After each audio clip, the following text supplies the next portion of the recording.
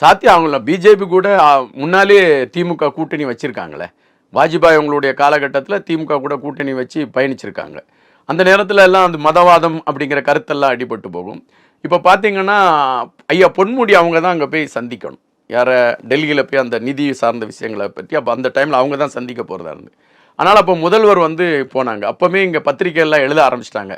எதுக்கு முதல்வர் போகணும் அப்படிங்கிற வச்சு அது ஒரு விமர்சனம் வச்சாங்கன்னு வச்சுக்கோங்க. அந்த விமர்சனம் நமக்கு தேவையில்லை, அந்த ஒரு விமர்சனம் வச்சாங்க. ஆனால் சந்திரபாபு நாயுடும் முதல்வரும் இணைந்து தான் அங்கே போனாங்க. அப்பவுமே அது கூட்டணிக்கான ஒரு தளத்துக்கு அங்கே காய் நகர்த்தப்பட்டிருக்கு அப்படிங்கிறத பலர் எடுத்து வச்சிருக்காங்க. அது நம்ம ஒரு சராசரி மனுஷனை அதை பார்த்து நமக்கு அப்படித்தான் தெரியும். இதுக்கு அதுக்கு தான் காய் நகர்த்துறாங்க போல இருக்கு அப்படின்னு. இப்போ காங்கிரஸை பொறுத்த மட்டும் வந்து காங்கிரஸ் வந்து பெருசாக நாங்கள் திமுக கூட இருக்கிறோம்னு தான் சொல்றாங்களே தவிர காங்கிரஸுக்கு பெரிய அடையாளமும் அங்கீகாரமும் திமுக இப்போ ஒன்றும் பெருசாக கொடுக்கல. அப்போ இப்போ விடுதலை சிறுத்தைகளை பொறுத்த மட்டும் அவங்களும் நாங்கள் டிராவல் ஆகிட்டு இருக்கோம்னு சொல்லிட்டு இருக்காங்க. ஏன் நாங்கள் இதுக்காக பண்ணுறோம் அதுக்காக பண்ணுறோம் நிறைய கருத்துக்கள் அவங்க பண்ணுறாங்க. ஆனால் அவங்க இன்னொரு பதிலையும் சொல்லிட்டாங்க, பாட்டாளி மக்கள் கட்சி உள்ள வந்தால் நாங்கள் யோசிக்க வேண்டியது இருக்கு. அப்போ ஒரு குழப்பமான ஒரு சூழல் அங்கே உருவாயிடுச்சா?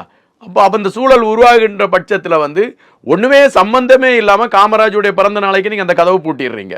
அது பிறகு அடுத்த நாள் காமராஜ் பிறந்த அடுத்த நாள் நீங்கள் அடுத்த ஒரு வார்த்தைகளை நீங்கள் விடுறீங்க.